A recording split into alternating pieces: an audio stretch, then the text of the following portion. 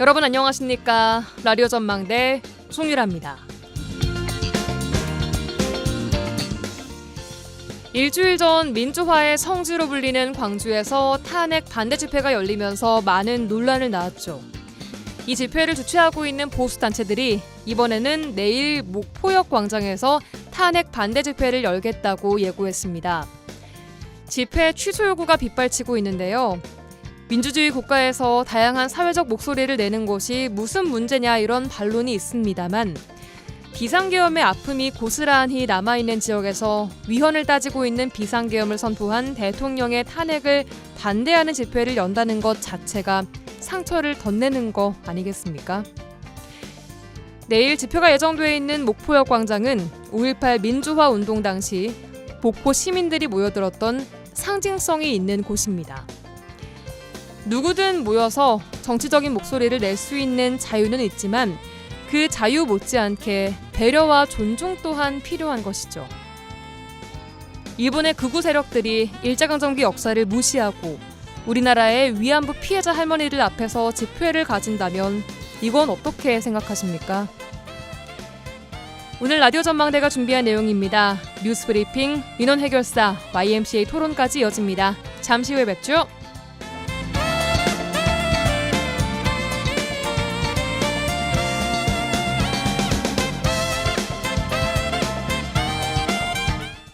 RSV 알고 계신가요? RSV는 독감 바이러스만큼 전염성이 강한 급성 호흡기 감염 바이러스로 영유아나 60세 이상 성인에서 감염 시 폐렴 등 심각한 합병증으로 이어질 수 있습니다. 주로 독감 바이러스와 비슷한 시기에 발생하는 RSV. 자세한 내용은 의사와 상담하세요. 이 광고는 RSV 질환인식 캠페인입니다.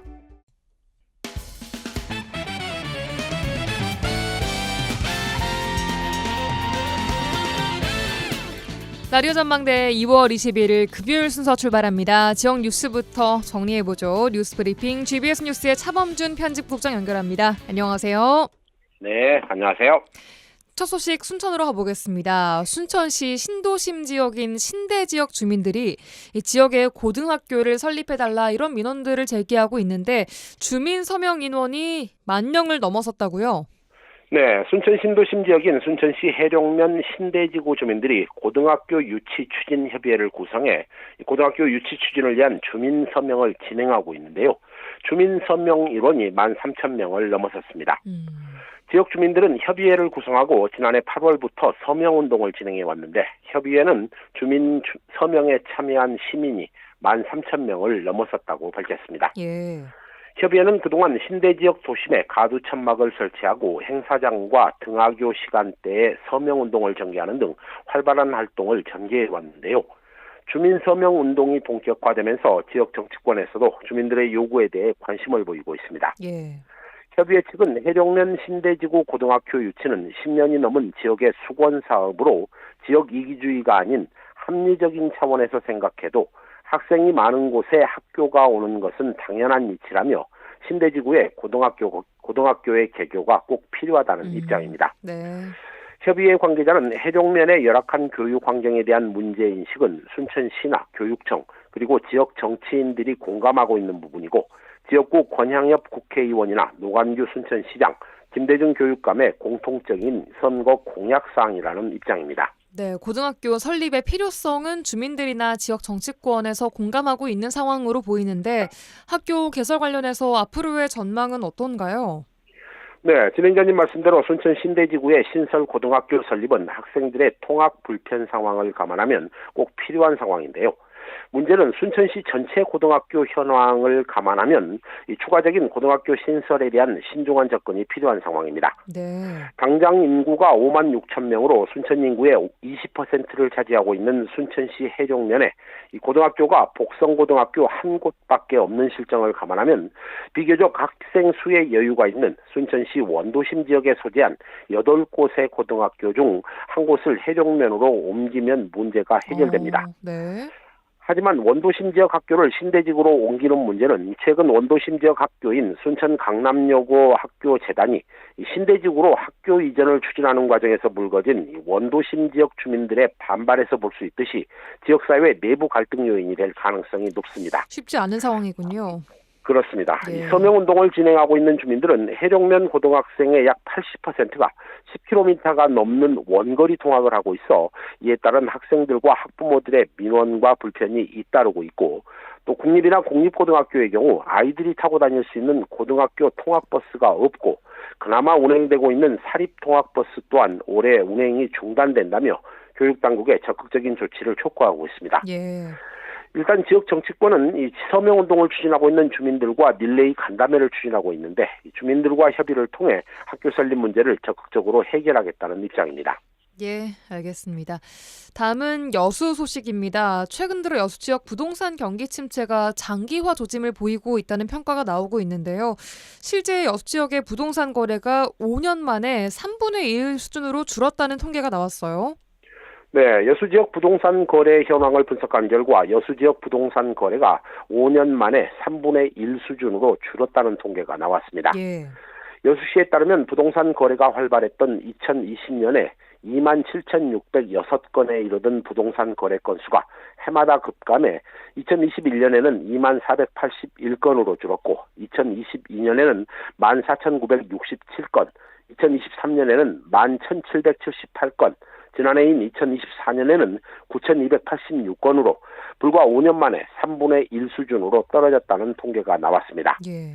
이 지역의 부동산 거래 위축 곧바로 지역의 지방세 수입 감소로 이어졌는데요. 예. 여수 지역 부동산 거래에 따른 취득세와 등록세의 경우 2020년에 1,647억 원에서 2021년에 1,344억 원으로 급감했습니다. 여수시의 지방세와 취득세 등록세는 2022년 당시 지역의 대형 건축물의 완공이 이어지면서 1,703억 원으로 소폭 상승세를 보였지만 2023년에 다시 1,070억 원으로 급감했고 급기야 지난해는 772억 원까지 세수가 줄어든 것으로 조사됐습니다. 네, 여수 지역의 부동산 경기 침체가 무려 1,000억 원대에 이르는 지방세 감소에 직접적인 영향을 미친 셈인데요. 지역 일부에서는 부동산 경기 침체 그리고 이로 인한 지방세 감소가 앞으로 더 이어질 거란 분석이 나오고 있다고요. 네, 여수 지역 부동산 경기 침체로 인한 취득세와 등록세 감소는 양도소득세나 재산세 등에도 영향을 미치게 되는데요. 예. 지역의 부동산 거래 시장 위축이 여수시의 재정에도 악영향을 미칠 것으로 분석됩니다. 그렇군요. 여수 지역 부동산 시장 위축 상황은 지역의 아파트 가격 지수에도 나타나고 있는데요. 여수 지역 아파트 매매 가격 지수는 지난해 하반기 잠시 소폭 상승세를 이어가다 12월에 하락세로 돌아섰고 이후 2개월 연속 하락세를 이어가고 있습니다. 예. 이 문제는 하락폭이 올해 들어 계속 확대되는 양상을 보이고 있는데요. 지역 부동산 업계에서는 여수 지역의 부동산 경기 침체는 특별한 변수가 없는 한 올해도 이어질 것이라는 전망을 내놓고 있습니다. 예, 알겠습니다. 오늘 끝 소식은 광양 소식입니다. 요즘 정말 많이 보이는 무인 점포 관련된 소식입니다. 광양의 한 무인 점포에서 증정품 지급 문구를 잘못 이해하고 물품을 그냥 가져간 아이들에게 점포 측이 30만 원의 합의금을 요구하는 일이 있었다고요. 네, 광양의 한 무인 점포에서 일정 금액 이상의 물품을 구입한 고객에게 증정하는 이 증정품을 실수로 잘못 가져간 아이들을 이 점포에서 절도 혐의자로 몰아 수십만 원의 합의금을 요구한 사실이 알려지면서 논란이 되고 있습니다. 예. 해당 무인 점포는 고객 유치를 위해 일정 금액 이상의 물품을 구입하면 이 증정 상품을 이 고객이 골라갈 수 있도록 영업을 했다고 하는데요. 예. 이 문제는 증정품의 문구를 잘못 이해하고 이 증정품을 잘못 가져간 아이들을 이 CCTV로 확인하고 학부모에게 거액의 합의금을 요구한 것으로 알려지고 있습니다. 예. 일부 학부모는 점주로부터 연락이 와 아이가 실수로 이 다른 증정품을 가져온 것에 대해 사과했고 증정품의 10배 가격을 변상하겠다는 뜻을 밝혔지만 점주가 절도죄로 신고하겠다며 CCTV 확인 비용으로 무려 30만 원의 합의금을 요구해 결국 해당 금액을 변상했다는 것입니다. 네, 물론 아이들이 잘못한 건 맞습니다. 증정품을 잘못 가져간 것은 맞지만 아이들이니까 잘못 이해할 수도 있지라는 생각에 좀 지나친 처사가 아닌가 싶은 생각을 하는 분들도 계실 것 같고 또 이게 1,000원도 안 되는 증정품이었다고요? 네, 무인 점포 점주에게 합의금을 지불했다는 학부모 측은 언론을 통해 아이들이 고의적인 절도가 아닌 착각에서 비롯된 유사한 사례가 계속 발생할 가능성이 크고 천원도 안 되는 증정품으로 이 수백 배의 합의금을 요구하는 것은 납득하기 어렵다며 해당 무인 점포에 지나친 처신에 불만을 표출하고 있습니다. 예. 이 지역 일부에서는 이 무인 점포에서 아이들이 증정품을 오해하고 가져가는 사례가 이어지면서 일부 점포가 이를 악용해 합의금 장사를 하고 있다는 의혹을 제기하고 있는데요. 네. 이 무인 점포 증정품과 관련한 절도 논란이 이어지자 인근 학교에서도 학부모들에게 안내문을 발송하는 등 대책 마련에 나서고 있다고 합니다. 예, 학교 측에서 안내문까지 발송할 정도면 이 절도 논란 계속 이어지고 있다라는 얘기인데 학부모님들이 얘기하고 있는 것처럼 합의금 장사를 한다 이런 의혹이 부디 사실이 아니길 바라겠습니다. 자, 마지막 소식까지 들어봤습니다. 뉴스브리핑 GBS 뉴스의 차범준 편집국장이었습니다. 고맙습니다. 네, 고맙습니다.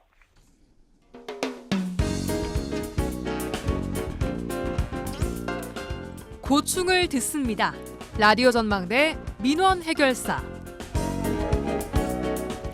민원 해결사 이미지 리포터와 함께합니다. 안녕하세요. 네, 안녕하십니까? 네, 어제 이번 주 취재기 시간을 통해서 김단비 기자와 함께 의료 사각지대 고흥의 상황을 좀 전달을 해드렸습니다. 자, 이렇게 인구 감소와 관련해서 출산과 육아 지원의 필요성이 커지고 있는데 현재 여수시의 상황은 어떨지 점검을 해보셨다고요?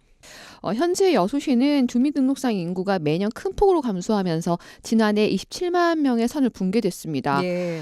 지난해 4월부터 지금까지 여수 인구 그래프를 보면요. 계속해서 내리막길인데요. 여수시 통계로 2020년부터 최근 5년간 연평균 2,500명씩 감소하고 있습니다. 이렇게 인구가 줄고 의료 환경이 변화하면서 영유아를 위한 소아과나 또 출산을 위한 산부인과 이용이 조금씩 불편해지고 있습니다. 네, 우리가 인구 감소로 인한 의료 체계를 이야기할 때 가장 먼저 생각을 해보는 것이 아무래도 소아청소년과 진료입니다. 여수의 상황은 좀 어떤가요? 여수시 경우요. 소아청소년과 전문의가 있는 병의원급은 모두 13개입니다. 의료 체계가 부족하다는 군단위 지역보다는 좀 상황이 나은 편이지만요. 고흥보다는 조금 나은 상황이긴 그렇죠. 하지만 네, 비슷한 인구수를 가지고 있는 다른 지자체보다는 낮은 편입니다. 그래요. 대표적으로 익산의 경우를 예. 볼 때요. 익산이 19개였습니다. 익산 네. 인구는 저희와 어느 비슷한 정도죠? 편입니다. 한 그래요. 10,000명 정도 차이가 나는데 거기 예. 19개고 여수 네. 13개입니다. 그런데 얼마 전부터 진료 시간이 점점 줄어들고 있는데요. 특히 주말이나 야간 진료가 가능했던 병원들의 진료 시간이 줄면서 이 소아청소년과를 이용하는 아이들과 부모들의 불편이 커지고 있습니다. 예. 대표적으로 여수 제1병원의 경우에요. 여수 내에 있는 병원 중 소아청소년과 진료가 특화된 병원이기도 합니다. 이 진료 시간 변경 전에는 야간 진료는 물론이고 주말 진료까지 받을 수 있었는데요. 현재는 다른 병원보다 1시간 정도 일찍 진료 마감하는 5시에 마감을 합니다. 일찍 진료를 마쳐요? 네.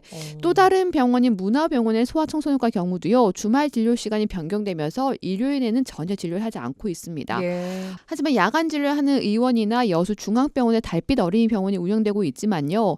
이 줄어드는 진료 시간으로 심리적으로 물리적으로 힘듦이 있다고 얘기합니다. 부모들 얘기 들어보시죠. 퇴근하고 가려면은 그쪽으로밖에 갈 수가 없어서 아니면 토요일에 오거나 해야 되는 토요일엔 2시간, 3시간 기다려야 되니까 네, 너무 힘들어요. 애들은 아무 때나 아프고 수시로 아프니까 뭐 그때마다 연차를 갑자기 급하게 낼 수도 없는 상황이고 그래서 많이 힘들죠.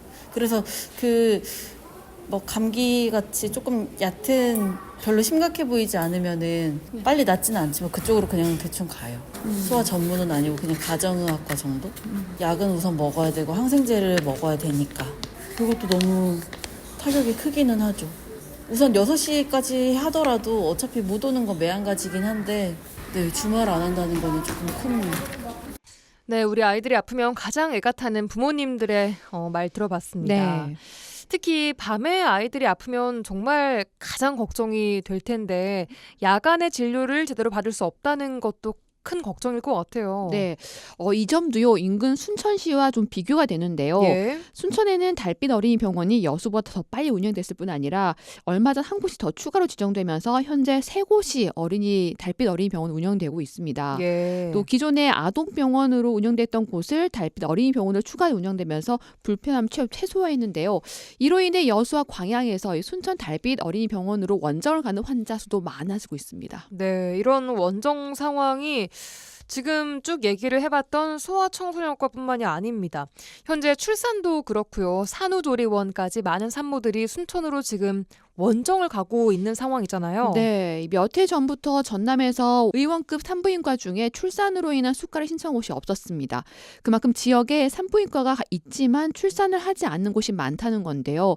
여수에서도 출산을 많이 한다는 병원이 3곳 있습니다. 예. 그런데 조리원을 함께 운영하고 있는 곳이 한 곳뿐이다 보니까 출산율이 현재 떨어지고 있는데요.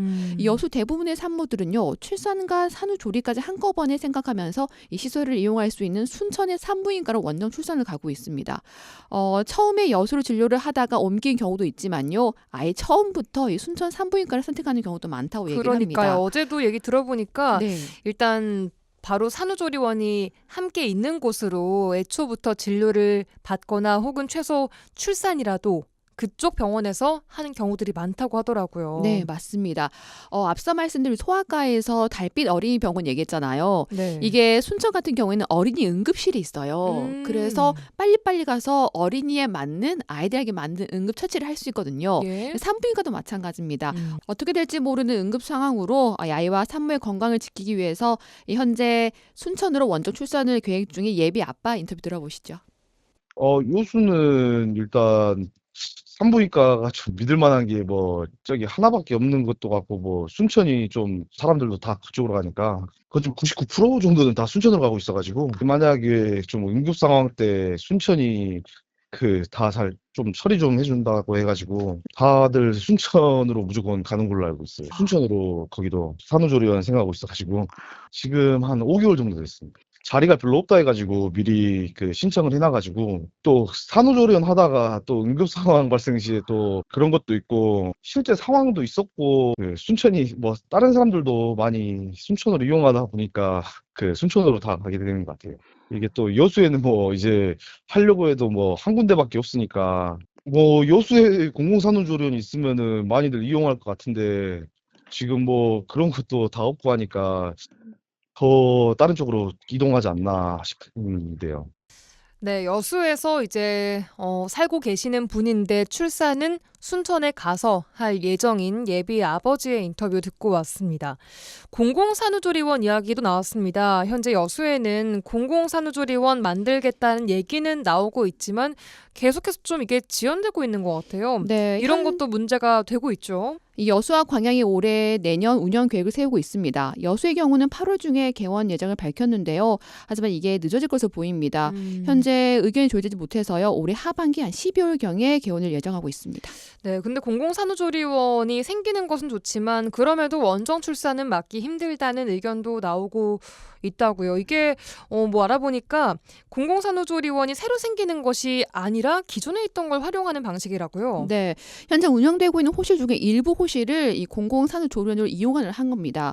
또 공공산후조리원을 이용할 수 있는 조건이요, 수급자, 뭐 다문화 가정, 유공자 등이거나 아니면 둘째아 출산입니다. 둘째아 출산도 조건에 들어있군요. 그러니까 첫째아를 출산을 하는 산모들의 경우에는 대부분 산후조리원 자리가 좀 부족해지면서 순천으로 원정 출산을 할 수밖에 없는 상황이라는 점 지적해 주셨습니다. 네.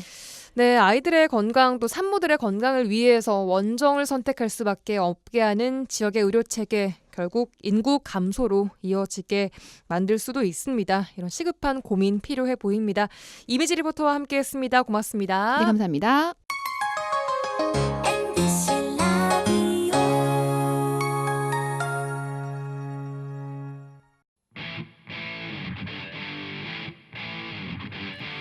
한 시간만 투자하세요.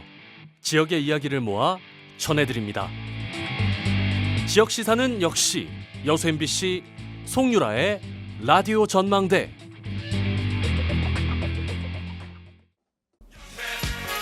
There's a place you can go.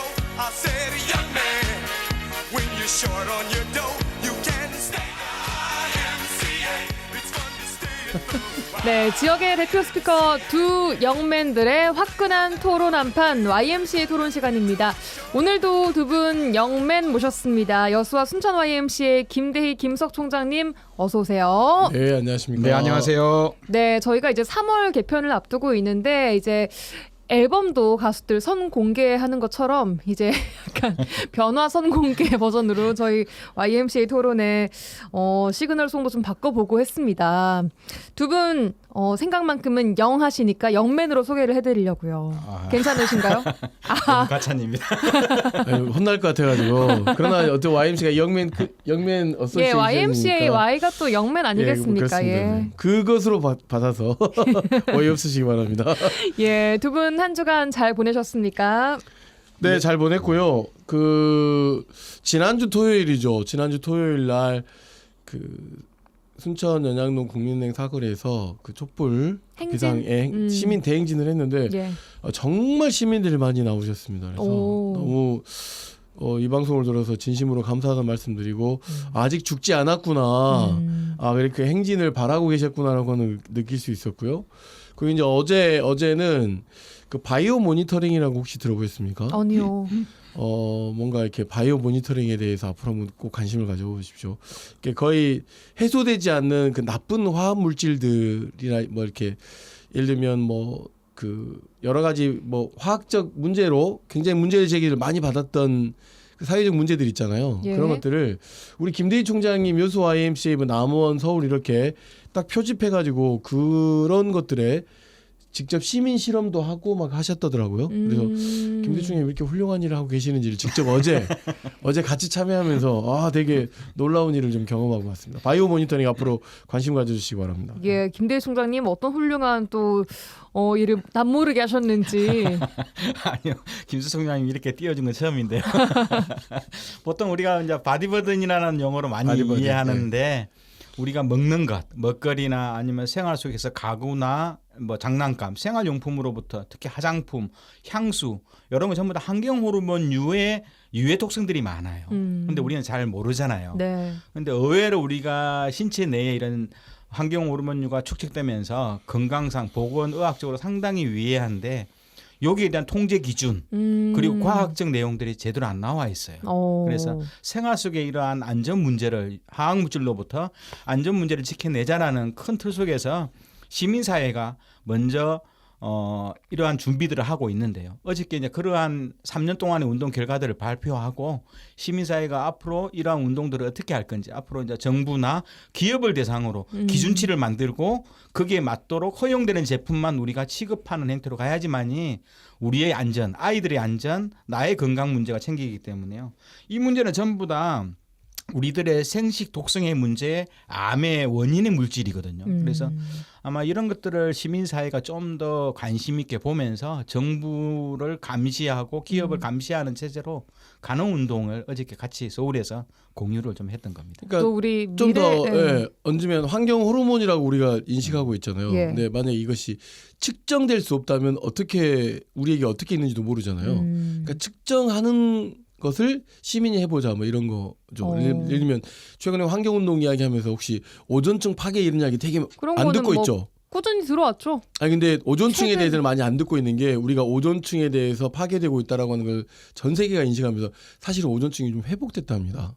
그러니까 무슨 이야기냐면 측정하면 지켜낼 수 있다는 거죠. 그런 방식으로 대단히 좀 시끄럽게 이 환경 호르몬에 대해서 특히 프탈레이트인가요? 이런 것들에 대해서 우리 몸 그러니까 섬유부터 해가지고 향수부터 해가지고 우리가 모르게 측정되고 있지 못하는 이 환경 호르몬에 대해서 깊은 관심을 좀 시민들이 가져야 된다. 그래서 어제 이제 정부 관계자들도 왔는데 정부에서도 좀 측정하고 있긴 하더라고요. 네, 하여튼 그렇다. 이 이야기는 저희가 다음에 한번 시간을 내서 환경에 대한 이야기 한번 본격적으로 해봐야 될 것 같습니다. 네, 김대희 총장이 아주 훌륭한 일을 하고 있다는 걸 들었어요. 제가 첨언하기 위해서.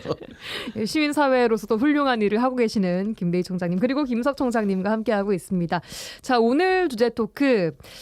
탄핵 심판이 종반부에 접어들면서 조기 대선의 시계도 움직이기 시작했습니다. 조기 대선뿐 아니라 내년에 있을 지방선거를 대비하는 지역 정치권의 행보도 이어지고 있는데 자천 타천으로 거론되고 있는 인물들의 평가도 함께 나오고 있습니다. 오늘은 두 분과 함께 민주당 그리고 호남 정치 판도에 대한 이야기 나눠볼까 합니다. 자, 먼저 김영록 전남도지사가 대권 도전 선언했습니다. 이재명 대표 일극 체제에서 민주당 내 대권 주자로서 본선에 오를 수 있을까 하는 의구심에 대한 이야기가 나오고 있는 것도 맞고 동시에 이것은 뭐 진짜 대권 도전이 아니라 3선을 위한 행보가 아니냐 이런 이야기까지 나오고 있습니다. 자, 김영록 지사의 행보에 대한 평가부터 좀 해보도록 하죠. 김대희 총장님. 네, 제가 보기에는 뭐 대권 선언에서 나오면 좋죠. 저는 뭐 나온다고 한다면 한 단계 뭐 발전할 수 있다라고 본다면 저는 적극 찬성하는 편인데요. 예. 그동안 전라남 도지사 출신 중에 본인이 직접 당내 대권 경쟁에 출마했던 사람들 혹은 직접 좀 대선에 나왔던 사람들 보면 한 두 분이 계셔요. 기존에 예. 박준영 전 도지사 그리고 이낙연 전 도지사 등이었는데 결론으로 말하면 전남 도민들을 웃음거리로 만들어버렸다. 이 이제 두 분들은 중앙일보하고 동아일보 보수 언론 기자 출신들이에요. 주로 이제 강주 전남이라는 출신 속에서 온갖 혜택을 보면서 온실 속에서 정치를 해온 정치인의 한계를 적나라하게 보여줬던 예. 사람이었는데 저는 이제 세 번째로 김영로 지사가 현 지사께서 대선 출마 당내 경선에 나가겠다 한다면 저는 좋은 의미라고 봐요. 예. 본인이 정치적으로 더 성장할 수 있기 때문에 그렇다면 이걸 진심으로 받아들이게 하려면 본인은 당내 경선에 실패하면 뭐 험지는 아니지만 수도권이라도 나가라. 총선에 수도권에 나와서 호남 출신의 정치인이 가지는 온실 속의 하초가 아니라 야상 속에서 다양한 정치적 투쟁과 또 민주주의 가치를 실현하는 현장을 야인처럼 하면서 단련되고 김부겸 전 의원이 대구에 출마하듯이 이번에는 뭐 대구까지 가라는 소리는 아니지만 수도권에 나와서 실제로 전 국민들의 흐름과 바램을 이해하는 정치인으로 성공할 수 있던 뭐 아니면 다시 도지사 출마 이건 굉장히 뭔가 보이는 측면이잖아요. 그러니까 지금도 나오고 있는 이제 그 의구심들이잖아요. 몸집 네. 불리기가 아니냐, 인지도 올리려고 나오는 거 아니냐. 그건 상당히 호남 특히 전남 도민들을 무시하는 전략이거든요. 본인이 뜻이 있다면 경선에 실패하면 가감히 수도권으로 나와서 수도권 국회의원으로 성장하겠다는 포부가 오히려 전남 도민들의 정치적 자존심을 저는 세우는 거라고 봅니다. 혹은 뭐 중앙 행정을 노리고 지금 이렇게 뭐 국무총리나 이런 것들을 노리고 있다 이런 얘기들도 나오더라고요. 제가 보기에는 이낙연 지사가 철저히 실패했잖아요. 개찐도찐이거든요. 현실적으로 그런 상황 속에서 물론 이제 정권이 바뀌면 장관은 농림수산부 장관을 한번 했잖아요. 농림부 장관을 한번 했기 예. 때문에 그 생각보다는 차라리 수도권에서 혹은 뭐 충청권에서 알겠습니다. 가감히 새로운 정치인으로서 새로운 경쟁력과 가치를 배우겠다 그런다면 쌓겠다 그런다면 오히려 전남 도민들은 더 박수 칠 거라고 응원할 것이다. 예, 김석 총장님. 그 호남 정치 복원을 이야기를 하면서 예. 나왔어요.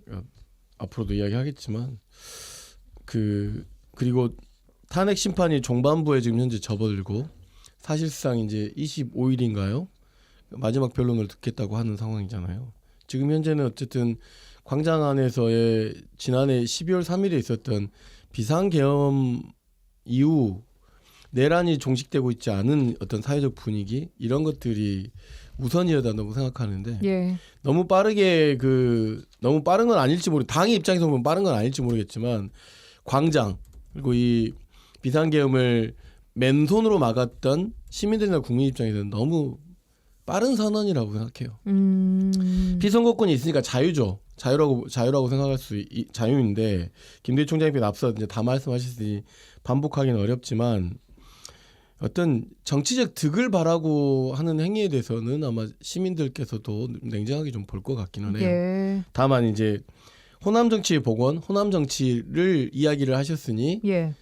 그것이 이제 무엇인지에 대한 답을 내놓으셔야 될 것 같고 예. 또 하나 대권 도전을 선언했다고 한다면 지금 광장에서 이야기하고 있는 사회대 개혁의 어떤 사회대 전환이랄지 새로운 대한민국에 대한 이야기를 꺼내놓으셔야 되는데 그런 것들 없이 나름 어떤 여러 가지의 정치적 변수와 요소를 노리는 것이라고 한다면 다시 한번 좀 고려하시고 본인이 하고 있는 도지사 일에 좀 집중해 주시는 것도 좀 필요하지 않겠나 싶고 다만 네. 이제 각 지역에서 벌어지고 있는 촛불 그 광장 집회나 이런 데에는 참여해주고 계시더라고요. 참여도 해주시고 좀 그런 부분까지 우리가 뭐 그런 건 아니지만 하여튼 뭐 피선거권이 가지고 있는 분이 출마하신다는 것을 막을 수는 없는 일이기 때문에 하지만 사회 대개혁에 대한 요지를 좀 잘 온몸으로 받아안으셨으면 좋겠다 싶습니다. 이 정치적인 진로는 앞으로 좀 시도민의 평가가 굉장히 중요할 것 같아요. 어떻게 바라보는지에 대해서. 자, 그렇다면 우선 그 아까 말씀하신 호남 정치의 복원, 김영록 지사가 강조를 하고 있는데 호남 정치가 상징하는 것은 과연 뭔지, 또 호남 정치가 현재 지역민들에게 어떤 의미인지를 또 얘기를 안 해볼 수가 없겠거든요. 김대희 총장님 어떻게 생각하세요? 그러니까 호남의 정신하면은 좀 다른 지역하고 특히 좀 차이가 나는 이유가 정의로움과 절개를 중시했다는 측면이 있어요. 나라가 힘들 때, 민중이 어려울 때 목숨을 걸고 민중의 편에 서서 또 부당한 권력에 맞서서 그 민중의 자존심을 지켜 나갔던 것이 저는 호남의 정신이고, 대표적으로 말할 수 있는 것이 저는 통학농민혁명, 그리고 일제시대 때 강주 학생의거 운동, 그리고 박정희 유신 정권에 항거했던, 그리고 군사 정권에 반대하면서 5.18 강주 민중항쟁을 만들어내면서 어떻든 민중의 편에 서서 정의롭고 인권과 또 사회적 약자를 위해서 헌신했던 이러한 흐름의 근본이 바로 호남 정신이고 호남 정치의 근간이라고 좀 보는 거거든요. 그래서 이런 것들이 이제 민주당 혹은 이제 김대중 대통령을 통해서 쭉 넘어오면서 강주 전남 사람은 아니지만 노무현을 지지했고 문재인을 지지했고 최근 대선에서 이재명을 지지했던 거거든요. 이것은 출신을 따지지 않고 그런 가치를 중심으로 움직였던 정당이었던 그 정치적 뿌리가 있는 건데 그런데 결국은 지금 호남에서 온실 속에서 커왔던 정치인들, 도지사라든가 호남의 뭐 3선, 4선, 예를 들어서 국회의원들이 이러한 가치를 지키면서 민주주의나 정의, 인권, 뭐 평화와 통일, 소수자의 그런 가치들을 지키면서 해왔을까 물어봤을 때 저는 김문록 지사 영역은 여전히 저는 확인이 안 되고 있는 측면이라고 보는 겁니다. 그래요. 그래도 진짜 호남 출신만이 호남 정치를 좀 복원할 수 있다라고 이제 좀 주장을 하고 계신 것 같은데 김석 총장님 어떻게 보세요? 오늘 그 김대희 총장님께서 발언이 엄청 우리가 원래 대본 없는 토론이잖아요. 화끈하게 오늘 한다고 소개를 해서 오늘부터 조금 더 화끈해진 것 같습니다. 좋습니다. 저희 화끈함에 대해서 동의하고요. 이제 하나 중요한 것은 호남 정치가 전남, 광주, 전북이 형성한 일관된 정치 흐름이죠. 정의로움이고, 그러니까 대표적인 것이 이제 앞서 좀 더 멀리 나가셨지만 5.18이죠. 5.18의 비상계엄에 맞섰던 유일한 지역이잖아요. 그리고 광주. 수없이 많은 사람들의 죽음을 통해서 또 그 이전엔 1948년 10월 19일 여순 사건 때 제주 4.3을 진압하라고 하는 것을 거부한 거잖아요. 지금으로 놓고 굉장히 의로운 군인들이라고 볼 수 있는 것이죠.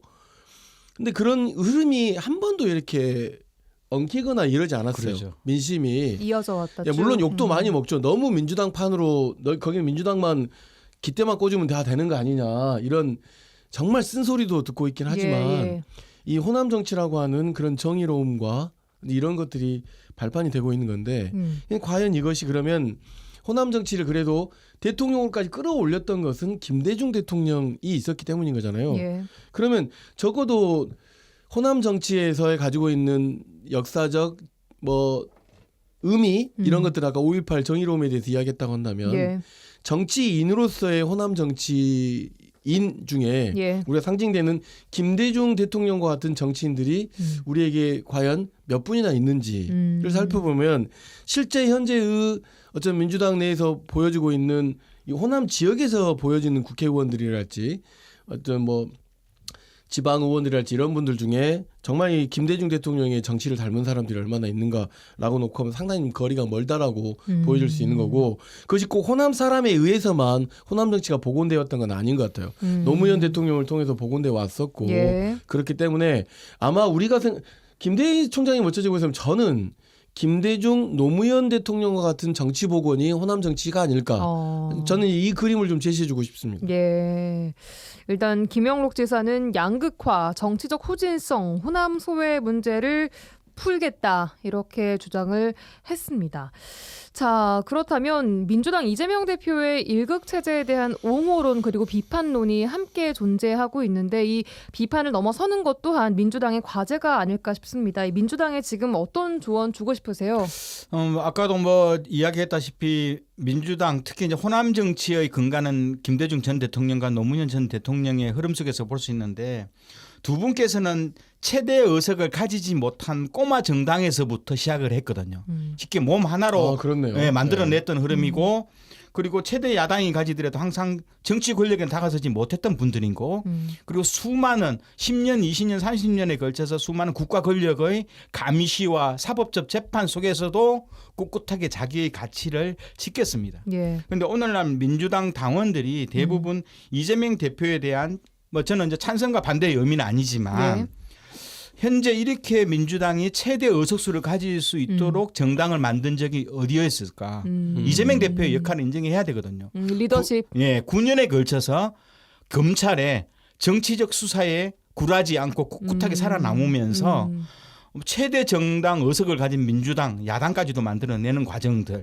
그러면서 그럼에도 불구하고 민주주의의 가치들 뭐 분권의 가치들 이런 정치의 민주주의를 위해서 헌신해왔던 사람들은 DJ 그래서 뭐 김대중 전 대통령의 향수가 있다라는 이야기를 하듯이 이런 속에서 저희는 나름대로 좀 뭐랄까 이재명 대표의 일극 체제에 대해서는 비판 뭐 이런 측면보다는 민주당이 걸어갈 길에 대해서 어떻게 힘을 합치고 그리고 공식적인 문제 제기를 통해서 개선해 나갈지 이런 걸 중심으로 좀 봤으면 좋겠다. 그래서 지나가는 사람마다 민주당에 대해서 물론 민주당 출신들이 있거든 혜택과 여러 가지 정치적 혜택을 바라봤던 사람들이 문제 제기를 당내에서 하지만 과연 이재명 대표를 통해서 진솔하게 같이 정권을 바꿔내고 민주당이 가졌던 김대중 노무현의 가치를 실현하기 위한 좀 더 진솔한 반응으로 갔으면 좋겠다. 그래서 김영록 지사도 어떻든 이재명 대통령과 그동안 민주당이 지녔던 가치들을 어떻게 고쳐야 할지에 대해서 좀 비전들을 냈으면 좋겠다고 좀 봅니다. 과거 이제 그 노무현 대통령이 당선되던 시절에 국민경선 제도라고 하는 것이 있었어요. 그 국민경선 제도 과정에서 그 많은 분들이 함께 출마했다가 경선 과정에서 포기하고 되기도 하고 또는 다른 이상한 목소리를 내고 이랬던 거죠. 그러니까 당내의 경선이라고 하는 것은 항상 이런 목소리와 내용을 가지지만 결과적으로 그 당시 노무현 대통령이 후보가 될 수 있었던 그 국민경선 과정을 놓고 본다고 하면 그 민주당이라고 하는 그 정당이 민주당이라고 하는 또 정권 교체에 대한 세력이 흠집을 내지는 않았었던 것 같거든요. 그런 측면에서 놓고 본다라고 그래서 그 이후에 국민경선 제도라는 것이 여당에서도 다양한 정당에서도 좀 수용이 됐었지 않습니까? 이게 뭐냐면 일극 체제라고 하는 이 발언도 되게 맞지 않는 것 같아요. 김대중 대통령이나 김대중 대통령이 당대표일 때는 일극 체제가 아니었습니까? 더 일극 체제였죠. 더 일극 체제였죠. 그럼에도 불구하고 그것을 비판하는 사람들은 없는 거잖아요. 그러니까 옹호론과 비판은 언제나 정당이 있을 만하지만 그러나 지난 총선에서 그리고 그 지금까지 진행되었던 많은 과정에서 이재명 당대표의 리더십이나 또는 당대표로서의 가지고 있는 능력이나 이런 건 이미 인정받은 것 같아요. 인정받는 것 같고 그 인정받는 것을 괜히 그냥 마치 그 조금 뭐라 그래야 될까요? 너무 그 좀 정직하지 않은 표현들로 괴롭히는 것은 좀 정치적 수사가 아니지 않는가라고 좀 생각이 되고 이제 민주당이 안아야 될 과제는 분명히 있죠. 이재명 대표도 어쨌든 지금 탄핵 국면에서 이 향후에 벌어지는 여러 가지 이제 만약에 파면이 되면 60일 이내에 대통령 선거가 있게 되잖아요. 그럼 당과 후보자 중심의 선거가 되면 상당히 혼란스러울 수 있기 때문에 광장과 이런 내용들을 어떻게 좀 잘 지키고 야사당과 어떻게 함께 할 거냐라고 하는 그림을 그리는 게 필요하다고 생각하고 최근에 국회에서 그런 논의가 있으시던데 이걸 좀 더 확장하는 그런 과제는 좀 필요한 것 같습니다. 일극 체제를 극복해야 한다라는 필요성에 대해서는 어떻게 생각하세요? 극복을 해야 할 저는 그 극복은 당에서 지금 극복을 안 하고 있나요? 극복을 하고 있는 건데 그러면 일극체제에서 이재명 대표가 되지 말아야 되는 것이 극복은 아니잖아요. 일극체제 안에 지금 다양한 목소리가 나오고 있는 거잖아요. 다양한 목소리가 나오고 있는 건데 이걸 극복하라라고 강요하는 것은 예. 너무 지나친 정치 수사라고 볼 수 있을 것 같습니다. 근데 이제 민주당이 가지고 있는 한국 사회에서 민주당이 가지고 있는 특징은 좀 있어요. 민주당은 일극 체제라지만 실제적으로 수많은 정치인들, 국회의원들을 배출하는 과정 속에서는 다양한 계파적 흐름이 존재하고 있거든요. 그렇죠. 그럼 왜냐하면 이 사람은 정치적 시작을 누구랑 했는지 옛날에 우리가 뭐 이부영계, 김근태계, 이해창계 하듯이 뭐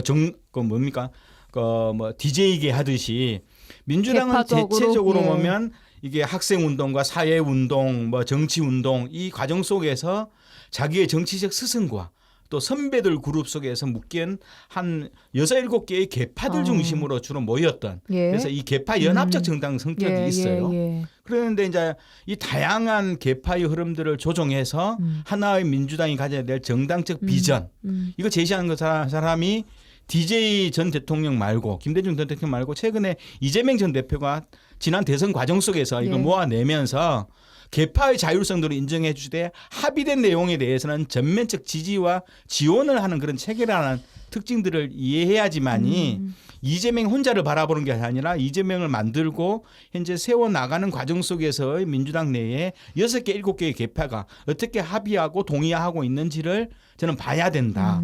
그러면서 결국은 우원식 국회의장도 그래서 나온 거고 이낙연 전 국무총리나 당대표도 이런 계파들의 합의와 조건 속에서 나온 거거든요. 예. 그러면서 현재의 이재명만 보면 안 된다. 좀 그렇게 말하고 싶어요. 민주당의 알겠습니다. 과제는 어쨌든 탄핵 이후 새로운 사회를 어떻게 만들겠다라는 과제들로 좀 전환될 필요가 있는 것 같습니다. 예. 자, 지역으로 눈을 돌려보도록 하죠. 시간이 저희가 많지는 않은데 짧게 좀 보겠습니다. 얘기를 너무 많이 했습니다. 자, 지방선거를 위한 지역 정치인들의 행보도 눈에 띄고 있는데 우선 더불어민주당 여수갑 주철현 의원이 전남도당 위원장 역할에 충실하겠다고 하면서 지명직 최고위 자리를 내려놨습니다. 지역의 목소리를 전달할 수 있는 그런 자리를 쉽게 내놓을 수 있는 것이냐 이런 비판도 일부에서 나오고 있는데요. 두 분 어떻게 생각하십니까? 짧게 들어볼게요. 네, 저도 뭐 호남 쪽에서 민주당 내 최고위원직을 쉽게 내놓은 거에 대해서는 좀 더 이건 좀 깊은 고민이 필요하고 당원들하고 전남 쪽에 있는 당원들하고 논의가 좀 필요했던 내용이다 이렇게 보는 거고 김영록 전 지사가 당내 대선 경쟁에 나온 것은 좋다고 봐요. 현재의 위치보다 한 단계 높은 정치적 꿈을 가지는 건 좋은 거고 예. 그래서 저는 주철현 의원도 예. 도지사 꿈을 가지고 정확하게 뭐 최고위원 던지는 것은 나쁘게 보진 않는다. 하지만 아까 우리가 이야기했던 호남 정치에 가지는 가치는 민주주의와 인권의 가치, 정의로움의 가치다. 그럼 주철현 의원이 과연 이런 민주주의와 인권과 정의로움의 가치를 실현하기 위한 정치적 훈련과 고난을 겪었는지 이걸 자기 몸으로 채워야 했는지 이 과정은 여전히 전남 지역 당원들이나 도민들은 여전히 이것도 좀 물음표가 좀 있는 거다. 그래서 이왕 도지사의 꿈을 가지고 있다면 김윤옥 지사가 가지고 있던 도지사 행정에 대해서 전 정책적 경쟁을 해보고 그리고 민주당이 가져야 될 정의로움과 민주주의, 인권과 평화 통일에 대한 자기의 비전들, 호남이 무엇을 해야 될지, 전남이 무엇을 해야 될지 한 정확한 비전을 놓고 좀 승부를 해봤으면 좋겠다. 그런데 이런 비전들이 제대로 안 되면 저는 다른 데서 수입해 오듯이 뭐 전략공천 해야 된다고 좀 보거든요. 전남도지사를 위해서 내려놨다. 네, 라고는 그렇죠. 판단하시는 거네요. 네, 그렇죠. 예, 김석 총장님. 네, 뭐 저는 좀 선명하게 예. 출마 선언 같은 것들이 좀 있으면서 예. 그래야 이제 유권자들의 선택을 받는 자리들이 있는 분들이 있지 않습니까? 더군다나 이제 현재 국회의원들이기도 하시고 그렇기 때문에 지명직 최고위 자리를 내려놓은 것이 이 도지사 출마와 되게 이제 그 직접적 연관이 있을 거라고 생각하거든요. 그럼 이제 도민을 위한 이해와 득을 좀 잘 설계할 필요가 있다고 생각하고 제가 이제 뭐 민주당 이야기를 계속 하고 있어서 이런 정치인들은 좀 정치인들의 행보가 있는 것 같아요. 좀 일반인들하고 좀 다른. 예. 그런데 이제 계속 제가 이제 탄핵 심판 이야기를 하면서 하는 예. 이야기는 뭐냐면 그렇다 하더라도 예. 광장의 목소리와 광장이 요구하는 것과 좀 어울리는 또는 조금 뭔가 융합된 예. 그런 정치 행보를 좀 부탁드리고 싶습니다. 알겠습니다. 자, 한편 순천의 김문수 의원은 네네. 탄핵 표결 당시 미국행으로 좀 논란을 빚었습니다. 사죄문을 내면서 모든 당직을 내려놓겠다라고 했지만 여전히 지역위원장직은 또 가지고 있어서 비판의 대상이 되고 있고 또 최근에는 이게 보좌관이 뭐 이런 사죄문을 썼다 이런 얘기까지 나오면서 논란이 되고 있는데 이 부분 어떻게 보시는지 웃음을 지어주신 김석 총장님부터 들어볼게요. 아니 김문수 의원님 도대체 왜 이러시는 거예요? 지난주 그 탄핵 촛불 집회에 오셨어요. 예. 그래서 제가 사적으로 좀 넌지시 물어봤단 말입니다. 왜 그러셨어요? 왜 그러셨는지 이렇게, 예. 모르겠는데 아유 사죄해야죠. 이러고 말더라고요. 그러니까 뭐냐면 아마 이 부분에 대해서는 뭐 말 못할 피치 못할 뭐 여러 가지 뭐가 좀 있었던 것 같고요. 예. 예. 뭐 깊게 물어보진 않았습니다. 그건 또 본인의 영역, 본인이 어쨌든 정치인이니까 유권자로부터 뭐 판단을 받아야 되는 역할에 있는 것이라고 보여요. 다만 이제 조금 이것을 극복하기 위한 김문수 의원의 노력은 지금보다도 한 2배, 3배는 있어야 순천 시민들이 조금 더 집중을 해줄 거라고 생각하고 이 부분에 대해서는 그 본인도 알고 있는 것 같고 김상욱 의원이랑 비교를 많이 하더라고요. 국민의힘. 아니 뭐 정치인이 여러 가지 비교되는 건 좋겠지만 이게 이제 지금 당장보다는 이제 향후에 본인의 이제 정치적 지속 가능성에 대한 문제까지도 좀 있기 때문에 좀 일단 좀 지켜봐야 될 것 같고 사퇴와 사죄문을 좀 한 것에 대해서는 일단 뭐 사죄문 낸 것에 대해서 진실성 있게 이행하는 것이 저는 우선이라고 생각하고 또 정치인이기 때문에 웬만한 모든 이야기들이 다 지금 현재 지금 집중되어 있기 때문에 많은 그 가시배에도 오르내릴 테고 뉴스에도 오르낼 거다. 사실은 이거 이전에도 상당히 좀 돈키호테 같으신 분이었잖아요. 그래서 더 열심히 활동하라 그 말씀밖에 못 드릴 것 같습니다. 네, 김대희 총장님 짧게 들어볼까요? 제가 보기에는 뭐 어떻든 정치인은 특히 이제 한국 정치의 중요한 변곡점이 돼야 될 중요한 정치적 결단 시기에 본인이 빠졌다면 특히 이제 이것이 자녀 문제와 관련된 뭐 가정적 문제라면 물론 가정 문제라면 저희가 웬만하면 이해를 해요. 네, 딸이 있는 뭐 미국으로 갔다. 충분히 이해하죠. 자녀 문제에 대해서는. 하지만 정치적 그 변곡점에서 본인이 그 역할을 못해서는 정치적인 그런 잘못. 그렇다고 해서 국회의원을 사직할 정도는 아니고요. 그게 진솔한 자기 반성하고 그리고 좀 새로운 변화된 정치인으로서 예측 가능하게 뭐 정치 활동을 좀 했으면 어떨까 하는 느낌이 좀 있습니다. 예, 알겠습니다. 시민들로부터는 뭐 판단받고 응원받고 뭐 아니면 네네. 비판받고 이런 자리에 있기 때문에 지역위원장직은 그럼 어떻게 놓을 수 있겠습니까? 이게 쉽지 않은 자리인데요. 내년에 지방선거인데 이게 예, 여기까지 쉽지 않을 듣도록 겁니다. 하겠습니다. 자, 오늘도 두 분 YMCA 총장 여수와 순천 김대희 김석 총장님과 함께 민주당과 호남 정치 판도에 대한 이야기 나눠봤습니다. 두 분 고맙습니다. 네, 감사합니다. 네, 모든 감사합니다. 정치인들 촛불광장 나오십시오.